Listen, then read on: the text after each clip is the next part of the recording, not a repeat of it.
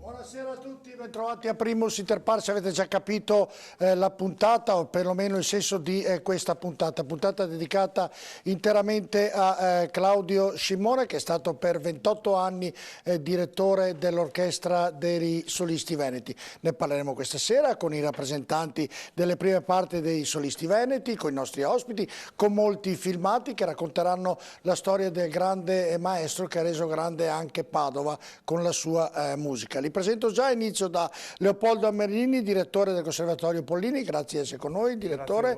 Poi i già sindaci Settimo Gottardo, grazie Settimo Gottardo di essere con noi, e Paolo Giaretta, grazie anche a Paolo Giaretta di essere qui con noi. Allora, una battuta rapida su Claudio Scimone, inizio proprio dal direttore del Conservatorio, dove ha sostituito dopo tanti anni da direttore Claudio Scimone, adesso lo è lui da 11 anni, e allora com'è stata la storia di Armellini con Claudio Scimone?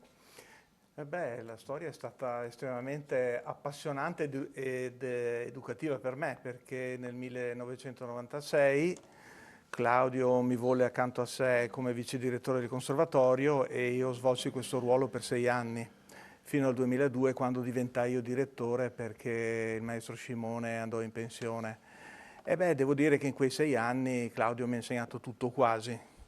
E le auree regole che lui mi ha trasferito, che mi ha trasmesso, sono regole di buon senso, e le volte che mi sono trovato a dover non rispettare queste regole per scelta personale oppure per mancanza, diciamo, di buon senso in quel momento, mi sono amaramente reso conto che quelle regole erano, possiamo definirle, universali. Planetari. Settimo Gottardo, lei è stato sindaco di Padova, dunque ricorderà in un determinato periodo, ricorderà Claudio Scimone anche lei? Ricordo molto bene, anche se la mia prima conoscenza più profonda, personale, non l'ho avuta a Padova, ma a Lisbona. Era lì per la celebrazione delle feste di Sant'Antonio e incontro questo padovano che io già conoscevo, però non avevo confidenza, e ho capito quanto era importante la cultura, perché lui dirigeva l'orchestra della Fondazione Gulbenkian, che è la principale orchestra, il principale centro culturale della cultura portoghese.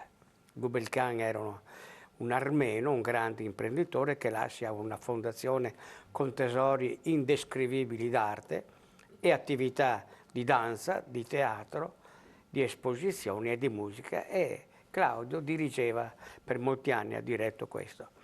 Comincia una collaborazione, io non ero ancora sindaco, sono diventato sindaco poco dopo un paio di mesi, e ero assessore alla cultura, e allora lo invito a collaborare più strettamente. Tant'è che lui, alcuni mesi dopo, porta a Padova l'intera orchestra, la porta a Padova, a Venezia, quindi anche un processo di internazionalizzazione.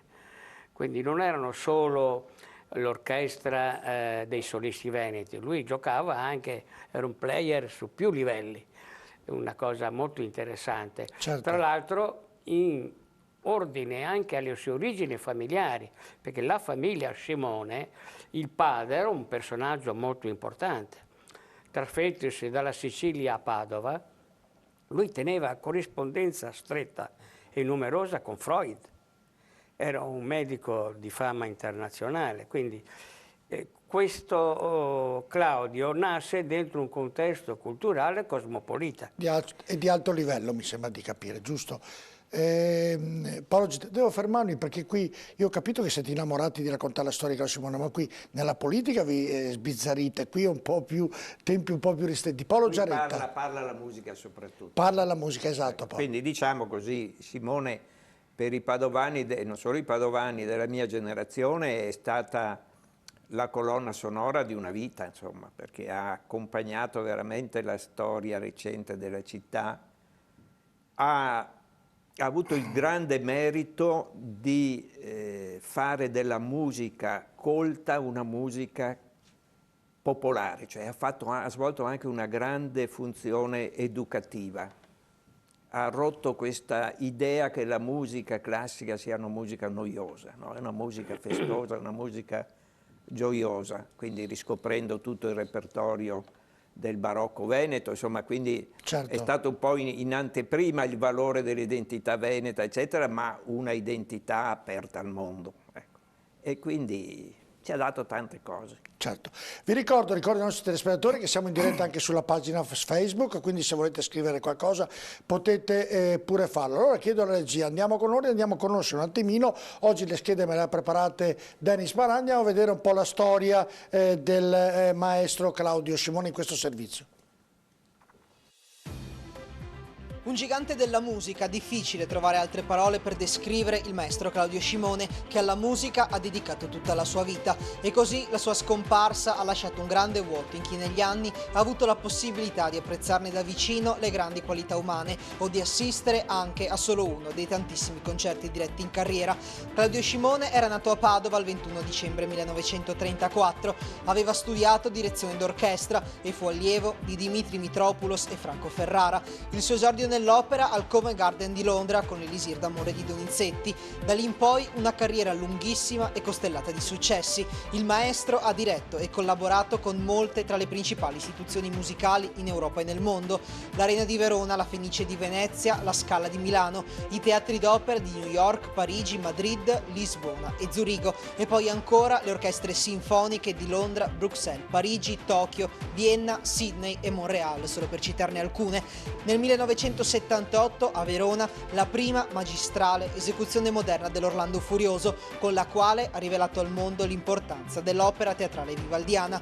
Nel 1959 ha fondato i Solisti Veneti, orchestra da camera che ha diretto in oltre 6.000 concerti in 90 paesi, il primo al Teatro Olimpico di Vicenza, e con cui ha inciso oltre 350 titoli.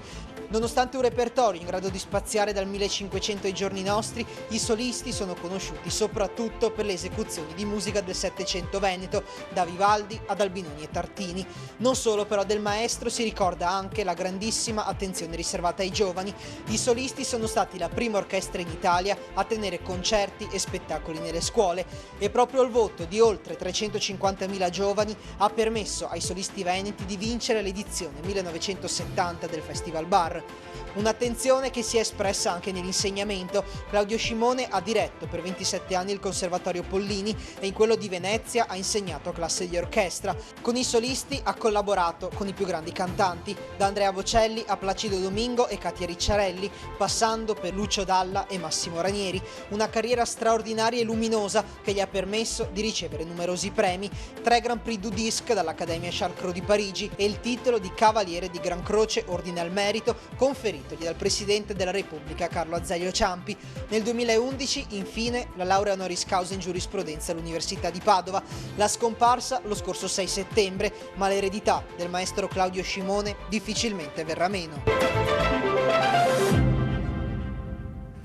Si è resa conto Padova di che personaggio ha fatto vivere la città nell'arte e nella musica? Paolo Giaretta? Perché dopo questo servizio d'apertura, chapeau, cioè uno cosa può dire? Penso di sì, a parte ecco, questo merito che lui ha avuto, l'avete messo in luce in questo filmato, di aver molto prima di altri esplorato questa strada della contaminazione dei generi. Ci voleva un certo coraggio di dire vado al Festival Bar e poi vinco. È un modo di parlare ad ambienti musicali diversi, no? Ha fatto capire ai giovani la bellezza. Certo. Io penso che Padova, lo abbiamo visto ai funerali, lo abbiamo visto in tanti modi. La musica classica a Padova era Scimone. Lo dico, io adesso sono vicepresidente dell'orchestra di Padova del Veneto, ma quando il sindaco Giordani mi ha nominato vicepresidente, molte persone mi hanno detto ah che bello, vai a lavorare con i solisti. Cioè era questa idea di una identificazione, quindi era un personaggio amato dai padovani, lo sentivano proprio, anche perché lui ha fatto musica in modo gioioso, è andato nelle scuole, ha fatto capire che non è vero che bisogna, come dire, vestirsi seriamente per entrare in una sala di concerto e non sorridere mai. E Padova gli ha voluto veramente bene, e quindi bisogna fare in modo che il suo nome sia ricordato, no? Se si farà questo benedetto nuovo auditorium, ma a lui deve essere intitolato, perché ha combattuto quella battaglia per tanti anni, non è riuscito a vederlo. Sicuramente. Settimo Gottardo, potete pure intervenire, non è stiamo raccontando la storia di un grande personaggio della città di Padova. Settimo. Sì, ma io voglio anche sottolineare che attraverso questa riscoperta musicale del barocco veneto, di Vivaldi, Tartini, Veneto Tartini è un dalmata veneto allargato, quindi della Repubblica Veneta, in realtà lui ha contribuito a riequilibrare l'immagine del Veneto negli anni 60, 70, eccetera, rispetto a un'immagine che veniva diffusa dai film neorealistici del Veneto un po' scemo, la servetta, la tendente e così via. No, presenta un Veneto ai livelli altissimi della cultura mondiale. Questo è il punto. E anche molti adesso venetisti che non se ne rendono conto. Però mi domando a voi due che siete stati sindaci di Padova, non potevate e non si poteva far di più, perché poi quando uno purtroppo non c'è più tutti ne parlano bene, tutti enfatizzano il lavoro che ha fatto, il lavoro che ha svolto, ma qualcosina in più si poteva fare di più. Sempre si può. Ma la cosa fondamentale era il sostegno della sua creatura, che erano i solisti veneti, questo è il punto. Anche in momenti difficili dove confliggeva con l'orchestra da camera, quindi l'aver mantenuto questo rapporto istituzionale e di riconoscimento del ruolo è stata una cosa fondamentale, perché anche quel mondo lì, i comuni hanno sempre avuto problemi anche di finanze e di risorse, quindi stare sempre attenti a una distribuzione delle risorse, dei ruoli nelle manifestazioni, dove la centralità di Simone è sempre stata assicurata. Poi andiamo anche a ascoltare, loro non vogliono parlare, però io poi riuscirò anche ad andare a parlare con loro perché sono i protagonisti. I solisti veneti, mi sembra dal 59 hanno iniziato, ne sono cambiati molti, quindi direttore Armellini, ed è stato bravo diciamo, a cambiare ovviamente maestri nell'orchestra dei solisti veneti, tenendola sempre a livelli altissimi, molto importanti. Sì, Claudio... Perché poi sai quando dici perdi un elemento del contrabbasso, del violino, della viola d'amore, via scorrendo, che ha altissime qualità tecniche, magari ne trovi un altro che non ha le stesse qualità, invece lui è riuscito comunque a tenerli sempre ad altissimo livello i solisti veneti. Sì, è assolutamente vero. Da questo punto di vista, come da altri anche punti di vista, Claudio è stato un gigante. Era una persona che aveva una capacità straordinaria di visione penetrativa delle cose, cioè lui non vedeva una realtà statica, lui percepiva una realtà sempre in movimento e lui assecondava questo movimento e anticipava con maestria ciò che la gente avrebbe voluto sentire in futuro. Pierino il Lupo con Lucio Dalla e poi anche con Lino Toffolo, per esempio. Ecco, queste sono state iniziative singolari, sono state delle singolarità, poi altri sono seguiti.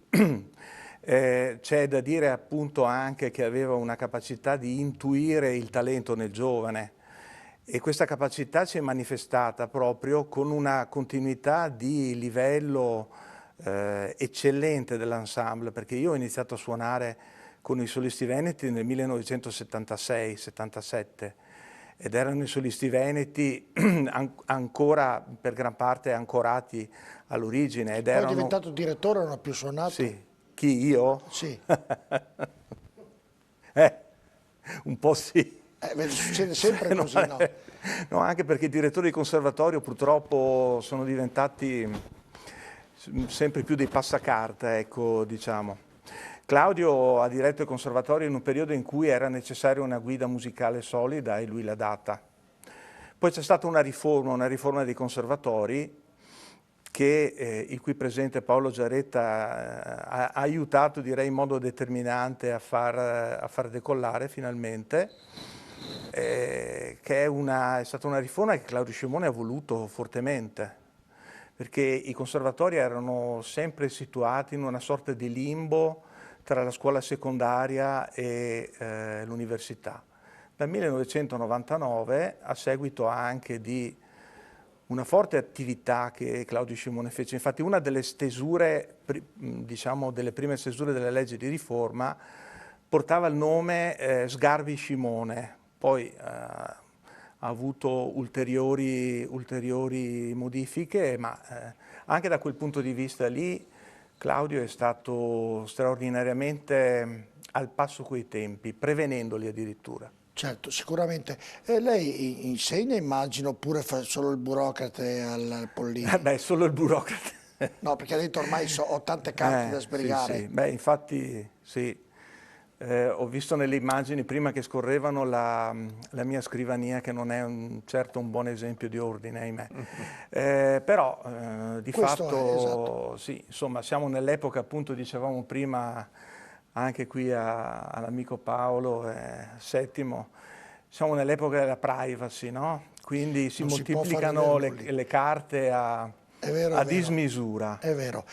Senta, direttore, il buon Scimone è stato per 27 anni, abbiamo visto 28 anni, direttore del Conservatorio Pollini. Allora, il nostro Dennis è andato proprio la settimana scorsa all'interno del Pollini, è andato a vedere dove viveva il maestro Scimone. Vediamo il servizio.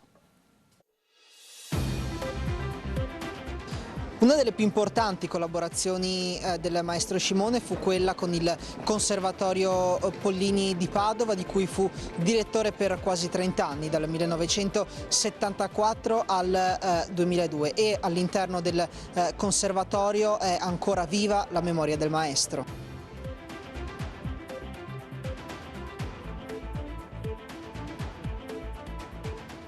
Ci troviamo all'interno di quello che fu lo studio del maestro Scimone, fu il suo studio per quasi 30 anni, uno studio all'interno del quale regnava il dialogo. La grande capacità del maestro Scimone era quella di riuscire a dialogare con i docenti, a dialogare con gli studenti, e in questo modo riusciva a dirimere eventuali conflitti che si venivano a creare nel corso del tempo, ma fu uno studio anche nel quale vennero partorite molte riforme. Una, la più importante, quella che entrò poi in vigore nel 2000, ossia la riforma dei conservatori, che divennero ormai al pari delle vere e proprie istituzioni universitarie, e il maestro Claudio Scimone fu uno dei principali firmatari di questa riforma, tanto che una delle prime bozze portava anche il suo nome insieme a quella di Vittorio Sgarbi, quindi la cosiddetta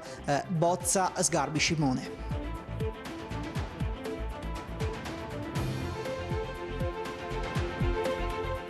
L'auditorium è forse il lascito più importante del maestro Claudio Scimone. Inaugurato nel 1981, la sua progettazione cominciò prima che il maestro Scimone divenne direttore del Pollini, però la sua capacità fu quella di fare le giuste pressioni nelle autorità comunali per accelerare l'iter, il processo che poi ne portarono appunto all'inaugurazione nel 1981. Un auditorium che il Pollini vuole fortemente intitolare al maestro Scimone. L'obiettivo è quello proprio di cambiarne il nome da Auditorium Cesare Pollini a Auditorium Claudio Scimone, in memoria di un maestro che fu anche uno dei più importanti direttori della storia del conservatorio.